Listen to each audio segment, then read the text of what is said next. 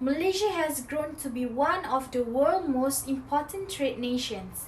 The country has been a member of the General Agreement on Tariff and Trade since 1957 and is a founding member of the World Trade Organization. Besides that, in terms of absolute GDP, China is the world's second largest economy behind the United States.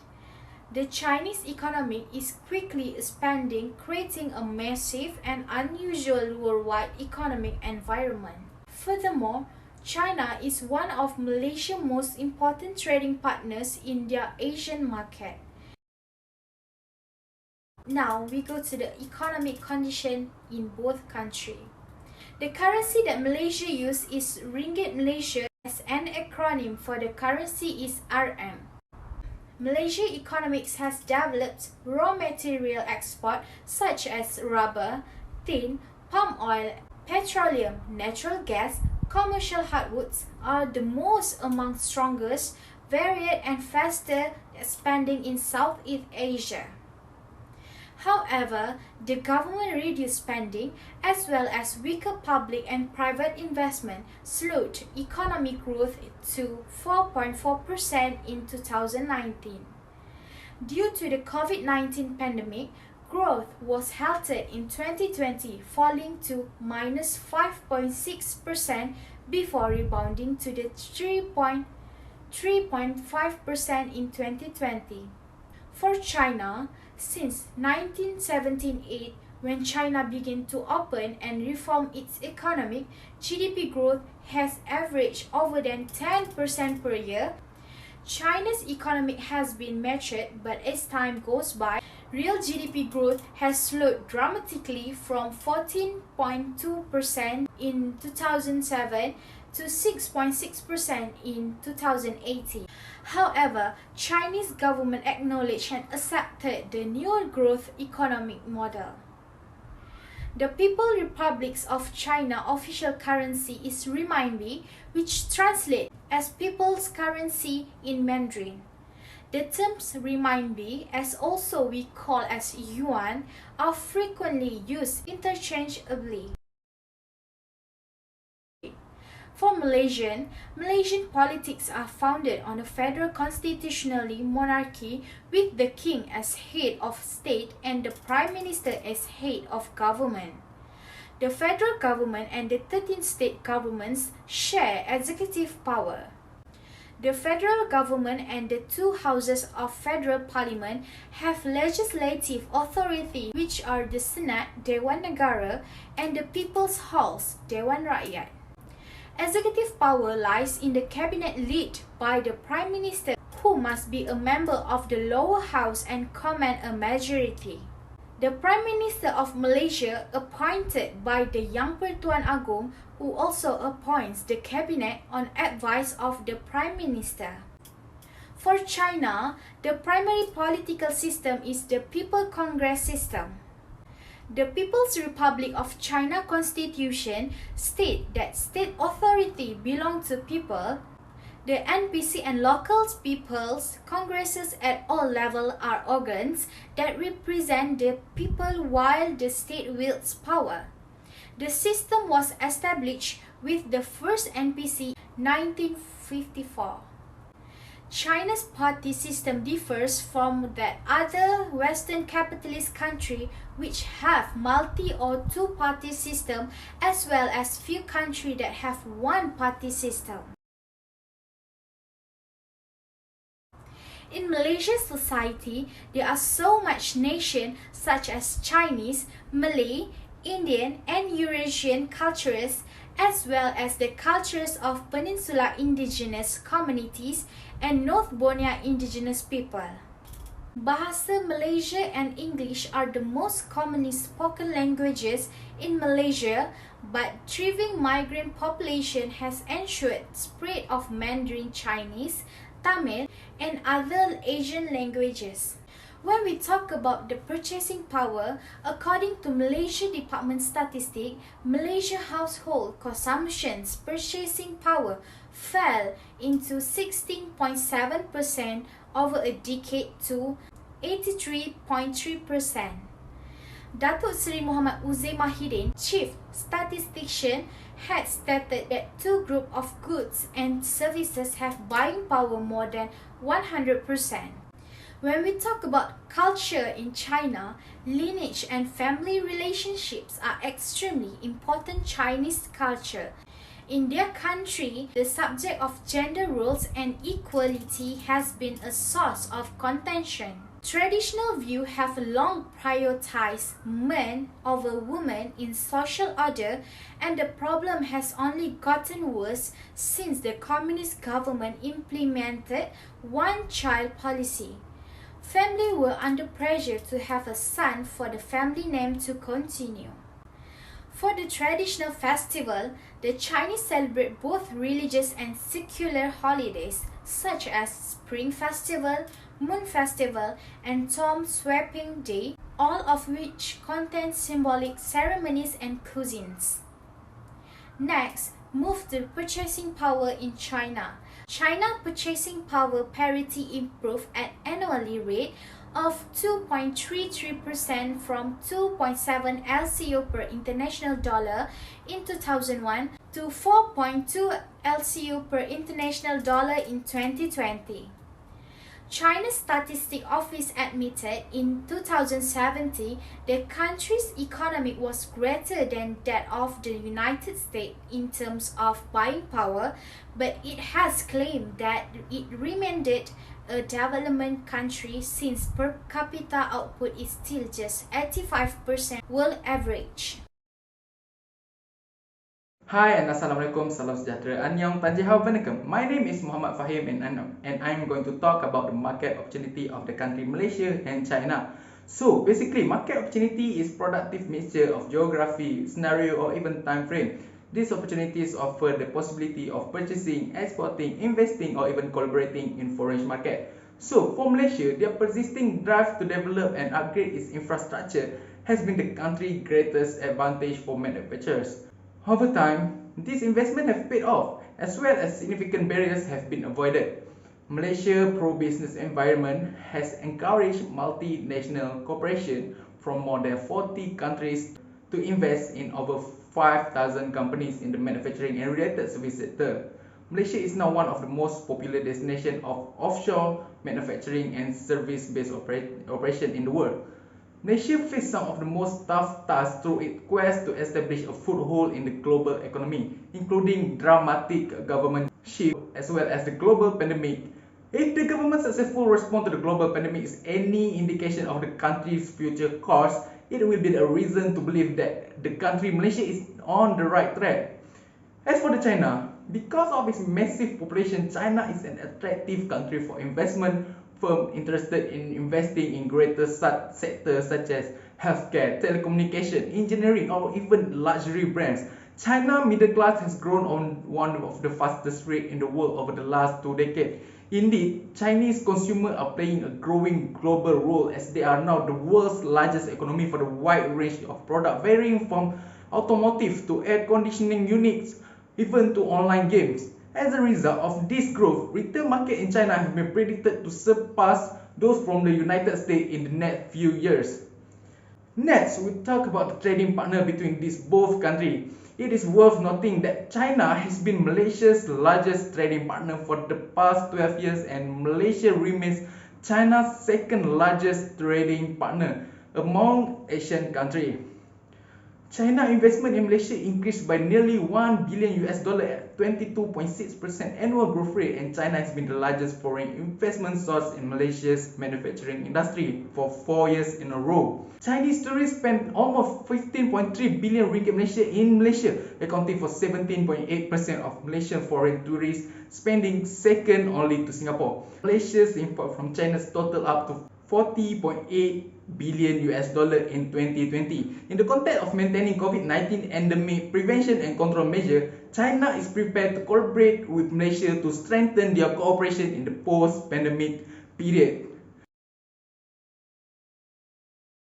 What is trade barrier? So basically, trade barrier is a governmental restriction to the movement of international goods or services. It is created to protect the domestic market while also respecting cultural and religious standards. Examples of trade barriers are tariff and non-tariff barriers such as quotas, subsidies, embargoes, and many more. Now, we proceed to the trading barrier and trading ban of Malaysia. Any company or country who want to operate their businesses in Malaysia must follow or obey these laws and regulations. First, halal certification. All imported beef, lamb, and poultry products must come from facilities that have been certified as halal. In 2004, Malaysia had upgraded Malaysian halal food standard. These new regulations requires slaughterhouses to have separate halal and non-halal facilities and transport them separately. For example, if KFC want to operate their business in Malaysia, it must follow this law. Failure to do so will result in the license being revoked. Second, import tariff. On 16 July 2018, Ministry of Finance imposed the Sales and Services Tax. This tax imposed on the manufacturing and importation of taxable goods in Malaysia. The tax rates at 5 or 10% or a particular rate depending on the product types. This will result in higher price on imported goods. Lastly, prohibited and restricted imports. Before beginning an importation activity, the importer or his agent must determine whether the imported goods is forbidden or limited by the customs. Certain requirements need to be met and complied with. Among the restricted and prohibited import products are reproduction of any currency notes, all kinds of piranha fish, turtle eggs, toxic chemicals, primitive animals, motor vehicles, and many more. For more information, you can refer to the Royal Malaysian Customs Department. Next, we move to China. First, import ban on recyclable materials. Since 2017, China has adopted plenty of regulations limiting or prohibiting imports of wide range of recycled and recovered materials. This includes particular types of plastic, paper, and metals. Second, pork. Previously, China had imposed a zero tolerance policy for the discovery of salmonella in imported pork. And lastly, prohibited and restricted imports. Among the prohibited import goods to China are ammunition, needle poisons, local currency, all kinds of explosives, and many more. Furthermore, food products that determine hazardous to human health are also prohibited. Now, I will continue with the established multinational company in the country. First, we go through nature of business. The company we choose in this assignment is KFC Corporation and Nike. First, KFC. KFC Corporation is the world's largest fast food chicken franchisor, developer and operator. KFC Corporation was founded by Colonel Harlan Sanders on September 24, 1952 in North Corbin, Kentucky, United States. The main product offered by KFC is fried chicken pieces flavored with Colonel Harlan Sanders' original recipe, which contain 11 herbs and spices. The second company that we choose is Nike. Nike is the world's most well-known sporting product company. The company manufactures a wide range of sports goods, including clothes, footwear, and sport equipment. Nike was founded by Bill Bowerman and Phil Knight on January 25, 1964 in Eugene, Oregon, United States. KFC used the international franchising method to enter the Malaysian market. Basically, the international franchising is a type of license that gives to the franchisor greater authority over franchise. More assistance for franchise is provided by the franchisor, which include trademark, operating system, and well-known product reputation. The first KFC to open in Malaysia was in 1973 in Jalan Tunku Abdul Rahman, Kuala Lumpur. Nike in China. In this case, Nike need to use two mode to enter Chinese market. First one is international licensing to open branch in China. International licensing is defined as when a company known as a licensor lists the right to use a intellectual properties such as technology, work technique, patent, copyright, brand name, and trademark to another company known as a license in exchange for a fee. Nike also use a direct exporting method to enter Chinese market. Basically, direct exporting happen through sale to clients who aren't in a company home nation, such as distributors and or end users.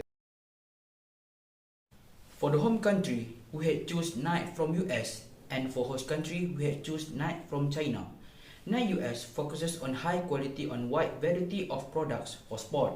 However, there are certain products that we can only get in US, such as Air Jordan 1 X Travis Scott, because of limited or special edition product that produced by Nike only sell in US. In China, Nike use 4 stages of product management for the marketing strategy. They will identify the opportunity to sell the product. Next, they will design and test the product. After that, they launch the product, and finally, Nike will use the product of life cycle management. For the pricing strategy, Nike US use a value-based pricing. This technique has greatly benefited the corporation, which has consistently increased earnings over the previous 5 years. In China, Nike also use value-based pricing. However, they also have several techniques such as cost-based pricing, market scheming strategy, good value pricing, and the last one is competition-based pricing. For the place and distribution strategy, there are 3 channels that used by Nike to sell their product. There are Nike online stores, Nike exclusive offline store, and online sale through e-commerce. Nike has production facilities in practically every nation in order to reduce logistical costs and improve distribution efficiency. In China, Nike truly focus their business by developing digital platforms, innovative product, and digital channels. Using this strategy that also called direct to customer DTC, the revenue of Nike China increased from 24% in 2014 to 40% in 2019. For the promotion strategy, Nike promote itself extensively through online campaign on YouTube, Instagram, and Facebook. They also use athletes as their ambassador, such as professional footballer Cristiano Ronaldo, to attract people buy their product. In China, Nike focusing on women business by creating a number of community events exclusively for women. Because of that, Nike launched many apps specially for women to promote their business. They also take the opportunity do a campaign under the tagline "Just for Better." In addition, they also open women-only store in Shanghai to increase their sale. For the home country, we had choose KFC from US, and for host country, we had choose KFC from Malaysia. KFC Malaysia come up with product innovation, the differentiation, and product variation to attract customers to buy KFC products. They will create new products or improve all product becomes more interesting. For the pricing strategy, KFC US will put higher prices and then reduce the price gradually to attract people to buy their products. KFC Malaysia usually employ market penetration pricing for every new products. KFC set its prices somewhat lower than their competitor. For the place and distribution strategy, KFC US focus on many factors when launch new restaurant like proximity to customers, business climate, total cost, infrastructure, quality of labor, and host community. In Malaysia, KFC focus on free home delivery strategy. KFC also focus on urban areas than rural areas because they can achieve higher revenue from the areas. Other than that, KFC will launch their new restaurant near the school, office, and cinemas to attract youngsters buy the KFC products. For the promotion strategy, KFC advertise their product by social networking websites such as Facebook, Instagram, and YouTube. They also invest a lot of money on billboard and television ads as part of their promotion. KFC Malaysia do a promotion through the sales promotion, advertising, public relations, event and experiences, coupons, discount, and bundle package. In addition, KFC also have their own corporate social responsibility (CSR) that called KFC Project Penyayang. The first issue is when KFC Malaysia increased their food set price. It was shared in 2018 after a Facebook user, Khalid Johar, shared his disappointment after KFC Malaysia increased the price of their set meal. The serving price of the set Super Jimat Box D, which previously priced at 12 ringgit 50 cents, become 15 ringgit 50 cents. KFC informed that they have made a slight adjustment to its sale price by including sales and service tax SST of 6% effective December 2018. Maybe they didn't care about the information given by KFC at that time. Second issue of the KFC in Malaysia is when chicken supply is declining. Recently, there has been an uproar as a supply of chicken has become less throughout Malaysia.